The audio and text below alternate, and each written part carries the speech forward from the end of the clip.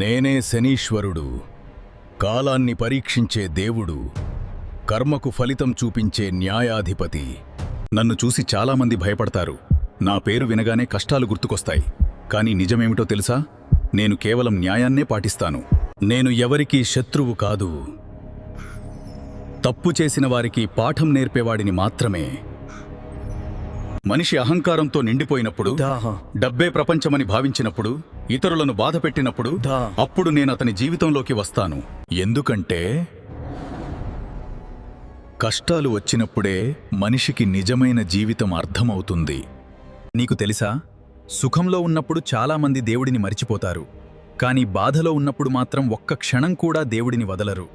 అందుకే నేను మనిషికి ఓర్పు నేర్పిస్తాను, సహనం నేర్పిస్తాను. కష్టపడితేనే ఫలితం వస్తుందని తెలియజేస్తాను. కొంతమంది అంటారు, శని వచ్చాడు, జీవితం నాశనం అయింది అని. కానీ నేను నాశనం చేయడానికి రాను, మార్చడానికి వస్తాను. అహంకారిని వినయవంతుడిగా, సొంపుగా ఉన్నవారిని కష్టపడేవారిగా, లోభిని దయగల మనిషిగా మార్చుతాను. నువ్వు గమనించావా? కష్టాలు ఎదురైనప్పుడు మాత్రమే మనిషి తన కుటుంబాన్ని గుర్తు చేసుకుంటాడు, తన తప్పులను ఆలోచిస్తాడు, జీవిత విలువ తెలుసుకుంటాడు. అది నా పరీక్ష. కానీ ఒక విషయం గుర్తుంచుకో, నిజాయితీగా జీవించేవారిని నేను ఎప్పుడూ వదలను.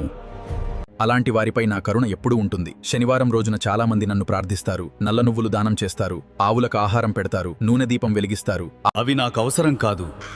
నీ హృదయంలో మంచితనం ఉండాలి. అదే నాకు నిజమైన పూజ. గుర్తుంచుకో మనిషి, కష్టం వచ్చినప్పుడు ఏడవకు. అది నీ జీవితాన్ని బలంగా మార్చే సమయం కావచ్చు. ఓటం వచ్చినప్పుడు భయపడకు. అది నిన్ను విజయం వైపు నడిపించే పాఠం కావచ్చు. నేనే శనీశ్వరుడు, న్యాయానికి ప్రతీక, కర్మకు అద్దం. నువ్వు ఏది చేస్తే అదే నీకు తిరిగి వస్తుంది. అందుకే మంచి చెయ్యి, నిజాయితీగా జీవించు, ఇతరులను బాధపెట్టకు. అప్పుడు నా పేరు వినగానే భయం కాదు, ఆశీర్వాదం గుర్తుకు వస్తుంది. నీ కర్మనే నీ భవిష్యత్తు.